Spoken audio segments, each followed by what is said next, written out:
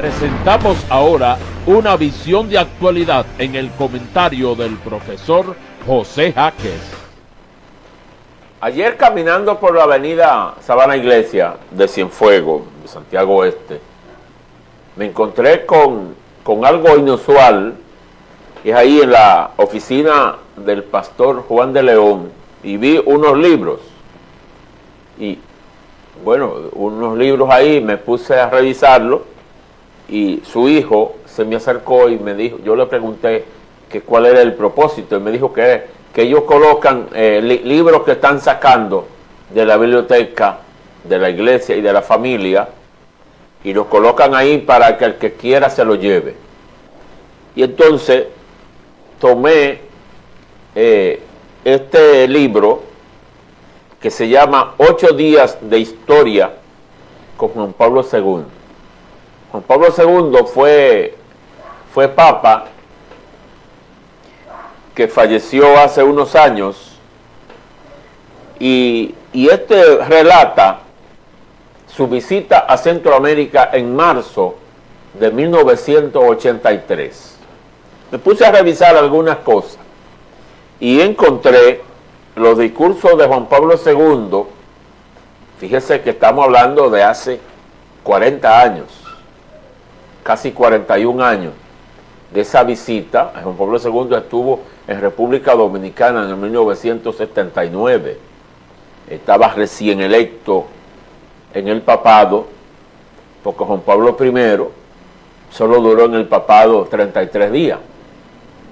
Entonces Juan Pablo II, Giovanni Paulus, el papa polaco, que gobernó el Vaticano por muchos años y produjo algún tipo de revolución en la iglesia, en la forma de la iglesia. Pero viendo aquí sobre dos países del área de nosotros, de Centroamérica y el Caribe, por ejemplo, en Nicaragua, que estaba en el gobierno, el primer gobierno de Daniel Ortega, que Daniel Ortega es presidente ahora, y hace muchos años. Entonces el Papa se despedía de Nicaragua, del pueblo nicaragüense, que ahora la Iglesia Católica está pasando por momentos difíciles en ese país.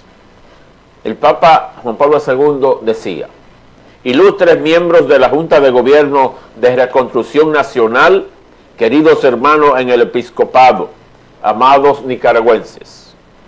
Al concluir la segunda etapa de mi viaje religioso por América Central, que me ha traído a tierras de Nicaragua, me dispongo a dejar la capital de la nación para proseguir la visita a los países cercanos. Y antes de marchar, siento el deber de agradecer vivamente a la Junta de Gobierno y a cuantos de forma diversa han colaborado en ello, la cortesía de su acogida y los preparativos llevados a cabo para hacer posible mi venida y contacto con los fieles de este amado pueblo. Agradezco asimismo cordialmente cuanto los queridos hermanos obispos han hecho para preparar espiritual y materialmente mis encuentros con la población católica y con conocida disponibilidad a tomar sobre sí todos los cometidos que normalmente asume la Iglesia en casos semejantes, en un clima de libre iniciativa y colaboración con los eclesiásticos, miembros de las congregaciones religiosas, laicos responsables o miembros de diversos sectores del apostolado de la vida eclesial. También a todos ellos va en este momento el testimonio de mi admiración, de mi gratitud, de mi cariño y aliento más cordiales, para que sean fieles a su propia condición. Recuerdo sobre todo, con profundo consuelo, los encuentros tenidos en León y la Eucaristía celebrada en Managua con tantos fieles del país, y a los que se han asociado otros muchos que por razones diversas no han podido estar presentes para alimentar su fe cristiana con su convicción interior que les une a tantos millones de hermanos que hoy sobre todo miraban hacia ellos, rezaban con ellos y por ellos en Centroamérica y en todo el mundo. Se trata de los miembros de la comunidad eclesial nicaragüense, que tanto ha contribuido a la historia de la nación, también en tiempos recientes y en el actual momento, que busca en su derecho a la libre vivencia de la fe los motivos ideales que la alimentan hacia el bien y la fraternidad, que desea avanzar por el camino de la justicia y solidaridad sin perder la propia identidad cristiana e histórica. Al despedirme de este pueblo, le expreso toda mi estima afectuosa. Mando un renovado recuerdo a cuantos cristianos habrían querido encontrarme. Los animo en la fidelidad de su fe y a su iglesia. Los bendigo de corazón, sobre todo a los ancianos, niños, enfermos y a cuantos sufren. Y les aseguro mi perdurable oración al Señor para que Él les ayude en todo momento. Dios bendiga a esta iglesia, Dios asista y proteja a Nicaragua, así sea. Fueron las palabras del discurso de despedida del Papa Juan Pablo II en Nicaragua el 3 de marzo de 1983. ¿Y quién diría que a casi 41 años, 40 años después, la Iglesia Católica en Nicaragua iba a estar atravesando momentos mucho más difíciles que en esa ocasión? Fíjese que ese gobierno de Nicaragua de 1979 a 1989 fueron 10 años de guerra en Nicaragua, porque gobernaba Daniel Ortega, su familia y su partido, el Frente Sandinista de Liberación Nacional, y Estados Unidos, o sea, el imperio y los países de esa índole le hicieron un cerco, le crearon una guerrilla permanente al gobierno de Nicaragua para hacerlo saltar. Y justamente ese gobierno salió en el 1989.